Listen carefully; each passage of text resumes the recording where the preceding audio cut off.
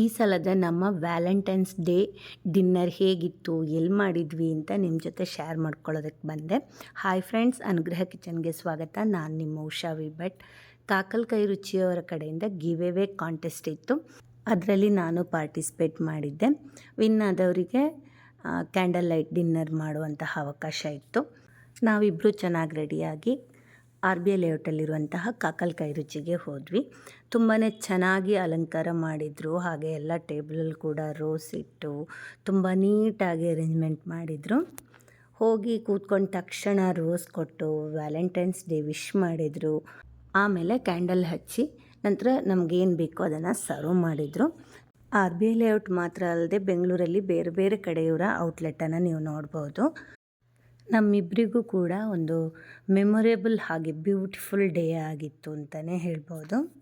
Roasted pumpkin soup order ಮಾಡಿದ್ವಿ.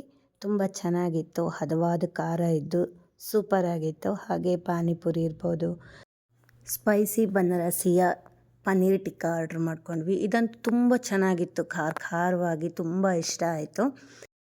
ಅಲ್ಲಿ candle light dinner ಮಾಡೋಕ್ಕೆ ಬಂದಿರುವವರನ್ನು ಎಲ್ಲರನ್ನೂ ಕೂಡ ಒಂದೇ ಸಮವಾಗಿ ತುಂಬಾ ಗೌರವದಿಂದ ಕಂಡು ಅವರು ಆರ್ಡ್ರ್ ಮಾಡಿರುವಂಥದ್ದನ್ನು ಸರ್ವ್ ಮಾಡ್ತಾಯಿದ್ರು.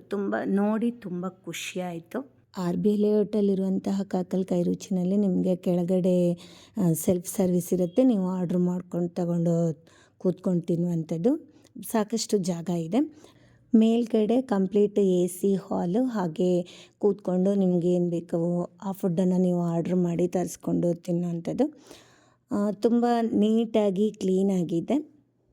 ನನ್ನ ವಿಡಿಯೋನ ನೀವು ಮೊದಲ ಬಾರಿ ನೋಡ್ತಿರೋದೇ ಆದರೆ ನನ್ನ ಚಾನಲನ್ನು ಸಬ್ಸ್ಕ್ರೈಬ್ ಮಾಡ್ಕೊಳ್ಳಿ. ಹಾಗೆ ಪಕ್ಕದಲ್ಲಿರುವಂತಹ ಬೆಲ್ ಐಕನನ್ನು ಪ್ರೆಸ್ ಮಾಡಿ. ಆವಾಗ ನಾನು ಹಾಕಿರುವಂತಹ ವಿಡಿಯೋದ ನೋಟಿಫಿಕೇಷನ್ ನಿಮ್ಮನ್ನು ನೇರವಾಗಿ ತಲುಪುತ್ತೆ.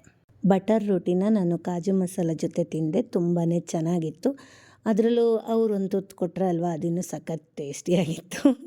ಹಾಗೆ ಆಮೇಲೆ ನಾವು ಬಿರಿಯಾನಿ ತರಿಸ್ಕೊಂಡ್ವಿ.